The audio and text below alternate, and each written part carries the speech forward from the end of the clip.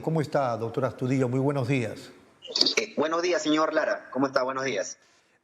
La primera pregunta es sobre el tema de la delincuencia. O sea, para nadie es un secreto y eso lo vemos en la vía pública o en los periódicos, en las radios, en la televisión, cómo la delincuencia, culminada la cuarentena en Lima y en varias regiones, ha regresado, digamos, con fuerza. A veces se siente, por lo menos, que no hay estrategia, que no hay policías, que no hay mayor resguardo. Lo concreto es que hay muertos, hay asaltos, se meten a las casas, asaltan a la gente, le arranchan la cartera o el celular, etcétera, etcétera. Y frente a eso, ¿qué podemos hacer como sociedad, doctor Astudillo? Y a partir de eso, por supuesto, ¿qué corresponde hacer desde el derecho? Muchas gracias por la pregunta. Efectivamente, fíjese que hace algunos años, Doctor Astudillo, aproximadamente el año le rogaría 20, si pudiera levantar un poco la voz porque no lo estoy escuchando nada aquí en el interno, a ver si me mejoran también en el switcher. Ahora sí, siga usted, por favor. a ver, ¿se me escucha ahora? ¿Sí? No, yo todavía no estoy escuchando, de repente hay un problema, o nos vamos a la pausa, a ver si me indican. Nos vamos un ratito a la pausa, ¿puede ser? No me dicen nada.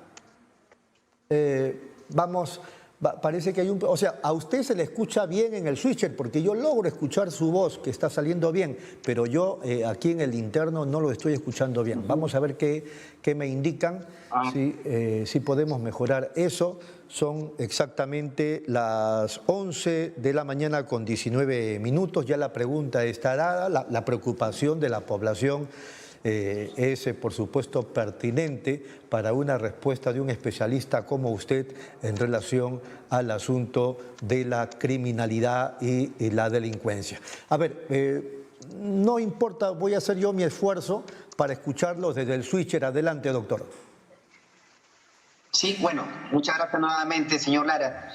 Efectivamente, mire, como sociedad, me parece que tenemos que estar preparados para la manera en la que debemos y vamos a tener que enfrentar lamentablemente la delincuencia, ¿no? En Lima y en provincias, por una cuestión bastante lógica.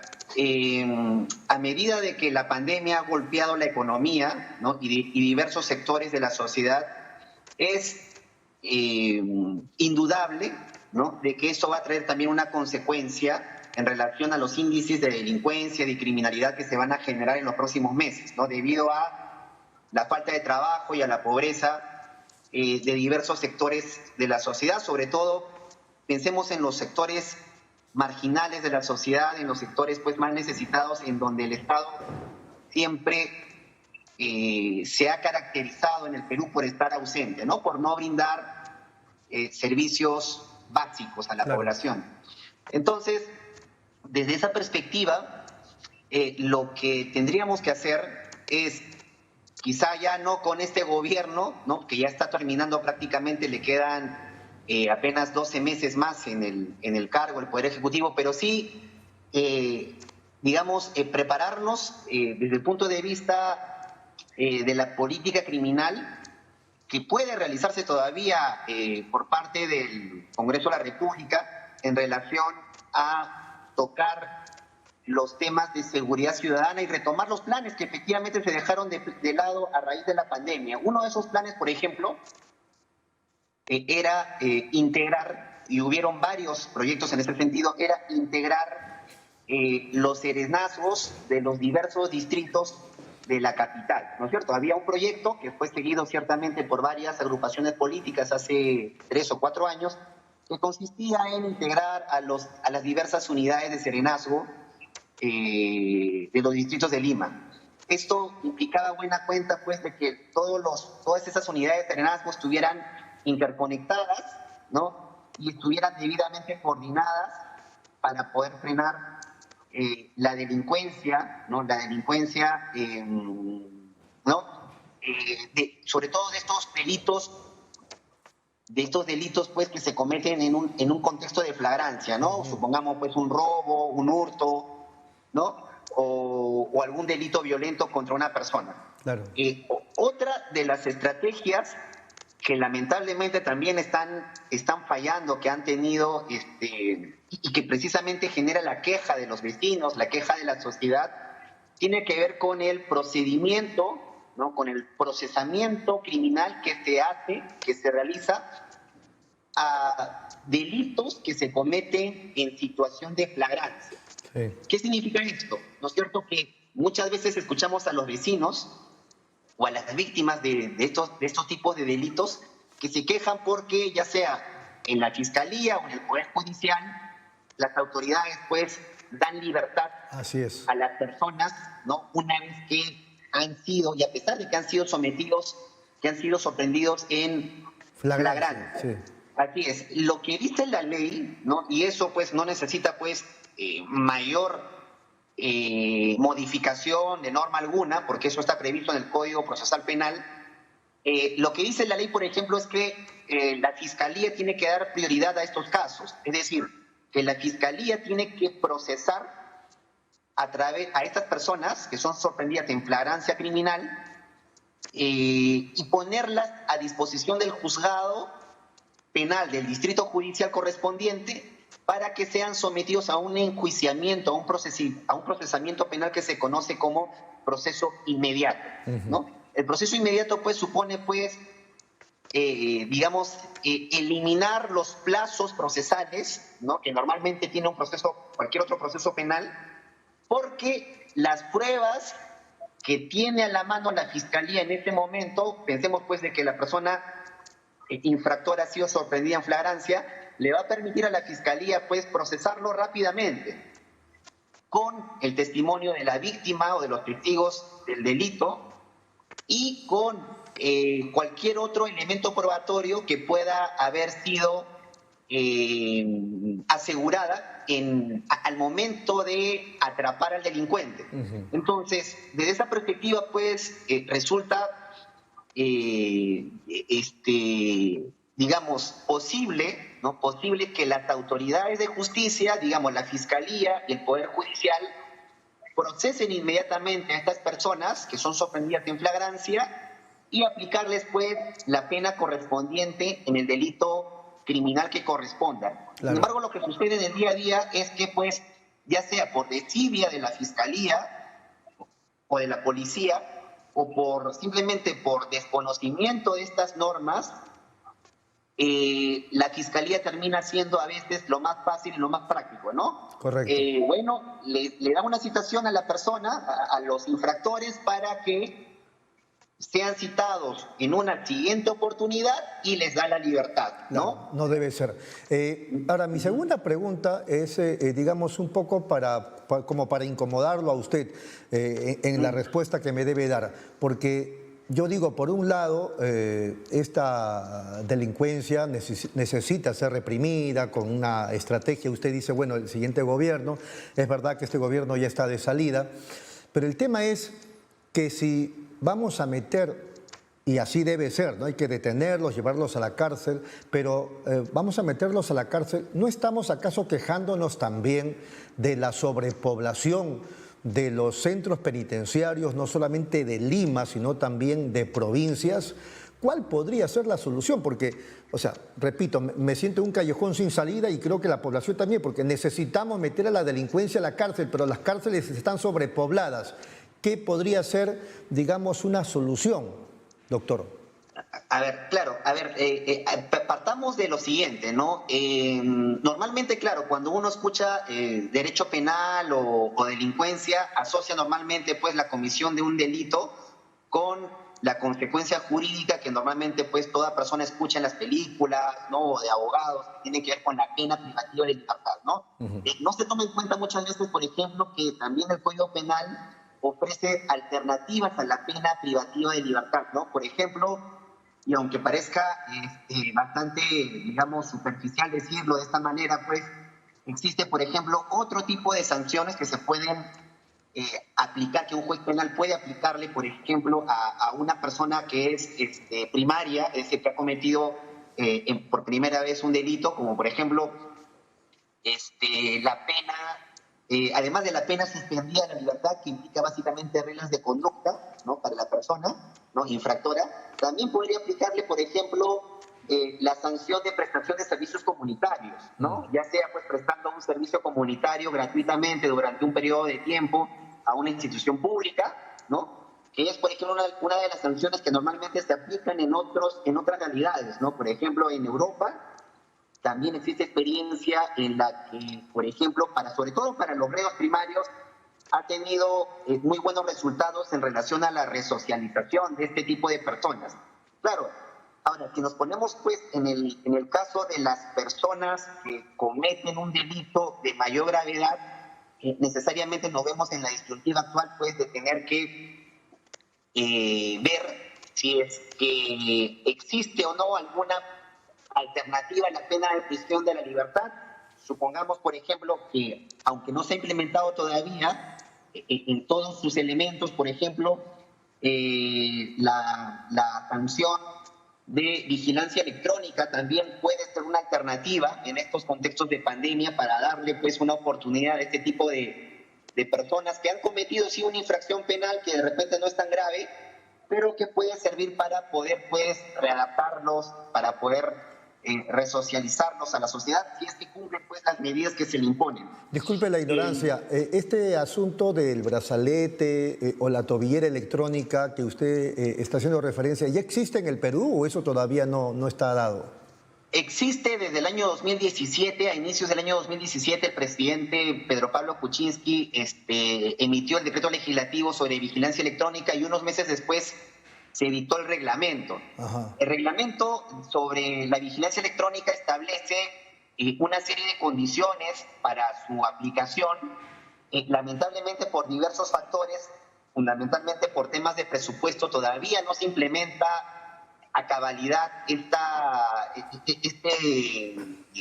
esta sanción, ¿no es cierto?, de la vigilancia electrónica, que tiene, o sea, que si se tuviese el presupuesto necesario para su debida implementación, podría ser una alternativa también para los jueces penales como medida pues alternativa a la prisión de la libertad, ¿no? Fíjense que, por ejemplo, esta medida no solamente está prevista para personas que son procesadas penalmente por una pena no mayor de 8 años, sino también incluso para personas que son condenadas, ¿no?, para personas que son condenadas por delitos no mayores a 8 años, y se pone además especial énfasis pues en personas que pueden presentar, por ejemplo, enfermedades, ¿no?, para cumplirlas en situaciones de privación de su libertad, también para embarazadas y también para personas mayores de 60 años, es a las que principalmente va dirigida la posibilidad de que se les apliquen este tipo de sanciones, ¿no? Lamentablemente al día de hoy,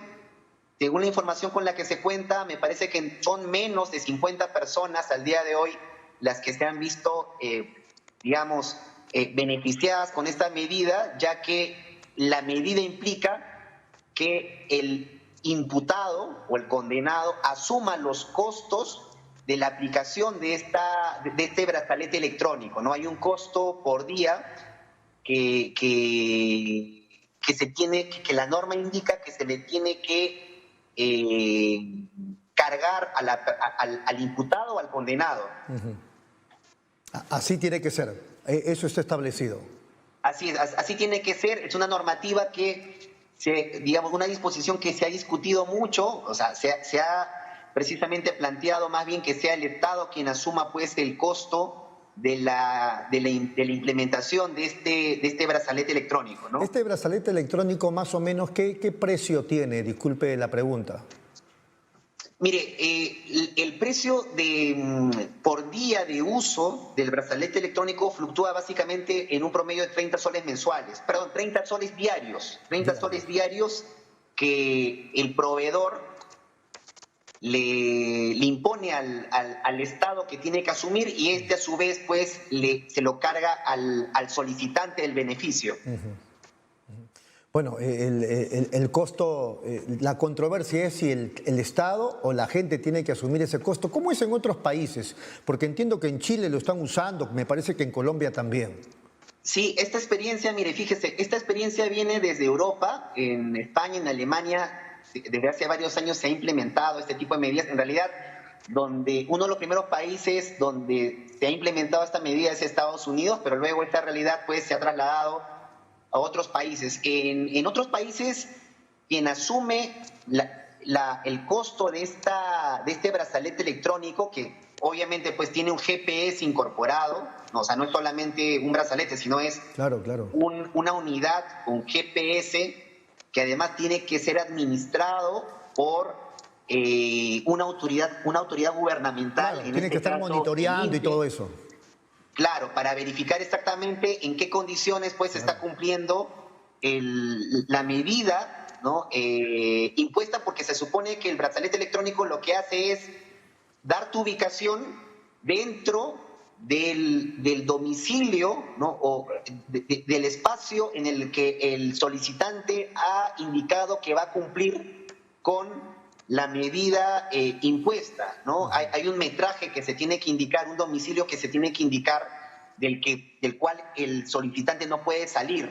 Muy bien. Entonces, hay una unidad de GPS, implementado, y eso tiene un costo, y normalmente en otras realidades es el Estado quien asume ese costo. Correcto. Doctora Astudillo, quiero preguntarle sobre el caso del cuñado del presidente Vizcarra y también sobre el caso de Nadine Heredia, pero me permite una brevísima pausa y luego Sí, continuamos. claro. Gracias, muy amable. Vamos a la pausa, regresamos.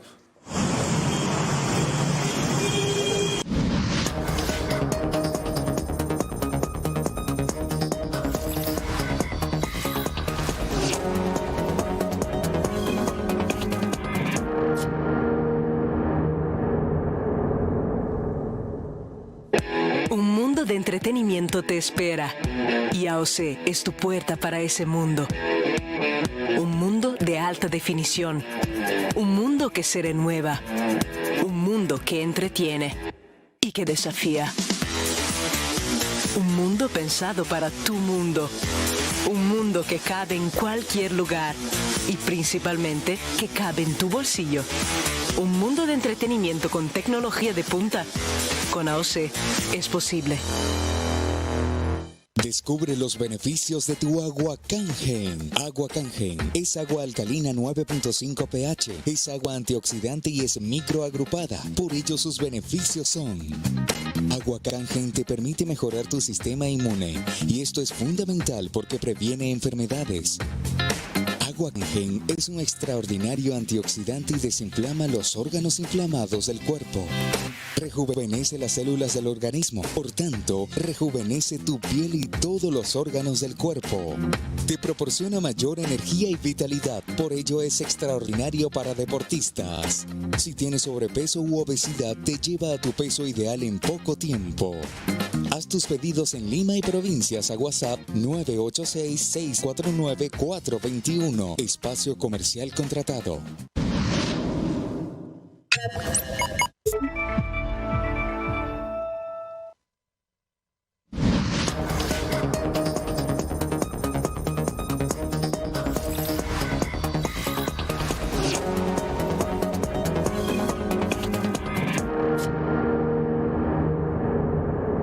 Muy bien, seguimos aquí en Pulso Informativo a través de UCI, un canal inteligente. Estamos conversando con el penalista, el doctor Guillermo Astudillo. ¿Me escucha, verdad, doctor Astudillo? Sí, lo escucho, señor Lara. Perfecto, vamos con el tema del cuñado del presidente, el señor Freddy Herrera Vegaso. Él, lógicamente, que no tiene inmunidad, no tiene antejuicio. Hay una comisión del Congreso que entiendo lo va a citar y van a investigar. Ese es el tema político, pero en el ámbito ya penal, entiendo que de oficio la Fiscalía debe o está ya investigando su tema. Pero ¿qué impresión tiene usted? Porque este es un asunto cuya figura, vamos a decir así, resulta ser una influencia política a partir de la cual el señor Freddy Herrera Vegaso presuntamente se valió de la misma para lograr contratos con el Estado. Cuéntenos su impresión desde el derecho penal, cuáles serían los delitos y si fuera responsable o culpable, hasta dónde alcanzaría una sanción penal contra esta persona. Sí, efectivamente. En principio, los delitos por los cuales probablemente pues la Fiscalía Penal va a iniciar la investigación penal, si es que no la ha iniciado ya, son por delitos contra la administración pública, ¿no? Se trata de un delito de corrupción de funcionarios que podría pues iniciarse por delito de cohecho o de colusión desleal, ¿no? Estamos hablando de delitos que implican una pena incluso que puede llegar hasta 15 años de privación de la libertad. Y bueno, como todo tipo de noticias criminales que son normalmente pues hechas públicas, ¿no? A través de los medios de comunicación. Este es un caso que, por ejemplo, pues ha saltado a través de los medios de comunicación. Sí. Le corresponde a la Fiscalía pues iniciar una investigación penal, ¿no? Por el plazo que indique, que considere la Fiscalía. Estamos hablando de una investigación pues que podría ser mayor a 8 meses y que obviamente pues tiene que recoger todas las fuentes de información necesarias para incorporarlas a la investigación penal, tomar una serie de manifestaciones testimoniales y también a los involucrados para que hagan adecuadamente sus descargos, y luego pues con todo ese material probatorio la Fiscalía estará en condiciones de pasar a una siguiente etapa del proceso penal, que tendría que ser pues la formalización de la investigación, ¿no? La formalización de la investigación preparatoria indica pues básicamente que la Fiscalía no solamente cuenta con información o datos que constituyen indicios de la comisión de delitos de corrupción, sino que además estos datos, esta información, pues constituye indicios más que suficientes, ¿no? Indicios más que suficientes de la comisión de estos ilícitos penales. Entonces, probablemente probablemente la Fiscalía está recién iniciando esta indagación y todavía hay todavía mucha información que requiere recoger para poder pues corroborar la información que ha sido difundida por los medios de comunicación. Ahora, entiendo que si se lograra demostrar su culpabilidad y fuera sentenciado condenatoriamente, por supuesto, esto tendría que motivar que él vaya a la cárcel. ¿Cuántos años le significarían una situación como la que estamos tocando para Herrera Vegaso? Claro, en el escenario más negativo para esta persona, estamos hablando de que esto podría constituir, pues, si asumimos de que se tratan incluso de más de un delito de corrupción pública, se trata de 2 delitos, incluso estamos hablando de una pena que podría ser superior a los 15 años, ¿no? En derecho penal, cuando se comprueba que existen más de un delito que se ha cometido, el Código Penal permite sumar hasta un cierto tope las penas previstas para cada uno de estos delitos, ¿no es cierto? Si la Fiscalía logra acreditar que acá estamos ante dos delitos de corrupción pública, estamos hablando necesariamente que, si estamos hablando de que se trata de un delito de colusión y un delito de cohecho, podríamos estar hablando fácilmente de una pena superior a los 15 años. Y tendría además, corríjame si no usted, que devolver el dinero de los contratos que obtuvo con el Estado. Sí, como una de las consecuencias jurídicas que impone el delito, pues está básicamente la imposición de una reparación civil, ¿no es cierto? También como consecuencia jurídica se le impone pues prácticamente a la empresa, a este señor y a este señor pues la cancelación del contrato, si es que todavía sigue en ejecución, lo que significaría pues en buena cuenta que esta persona tendría que restituir el dinero que obtuvo a partir de esta licitación, además del pago de una reparación civil en favor del Estado, ¿no? Correcto. Por supuesto que corre por cuerdas separadas su caso con el caso del señor Vizcarra, porque entiendo que en el marco del antejuicio ese es otro tema, ¿verdad? Claro, ese es otro tema que es un tema básicamente del Poder Legislativo, en el que también tendrá que discutirse pues si es que el presidente de la República tiene algún tipo de responsabilidad en este caso, ¿no?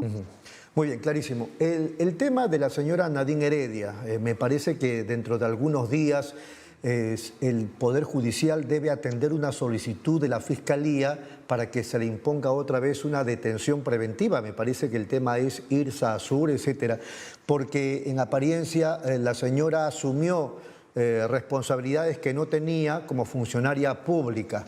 Esa figura, ¿qué correspondería legalmente desde su punto de vista?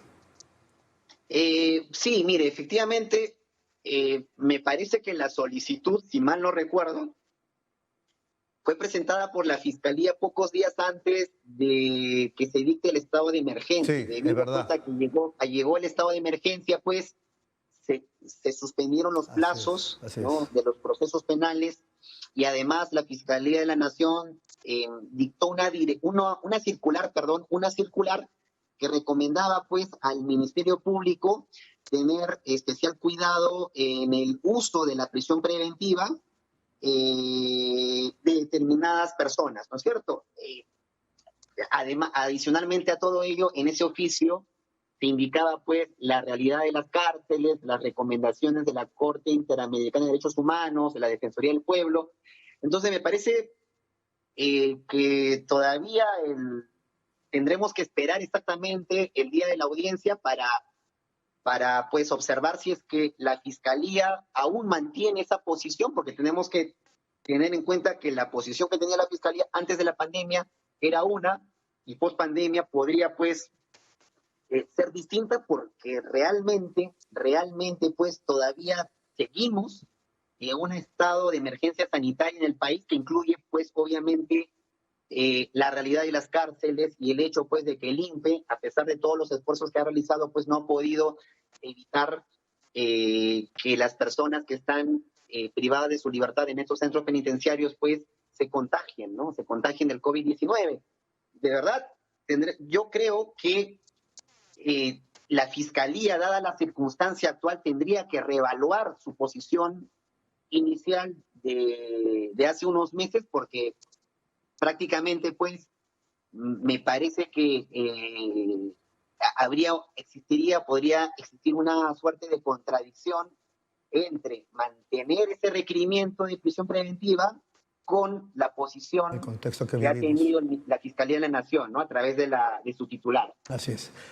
Perfecto, está clarísimo, doctor Astudillo. Le agradecemos su paciencia con nosotros y gracias por atendernos. ¿Qué ocurrencia? No, qué ocurrencia. Muchas gracias y muy buenos días. Muy buenos días al doctor Guillermo Astudillo, abogado penalista que estuvo esta mañana con Pulso Informativo.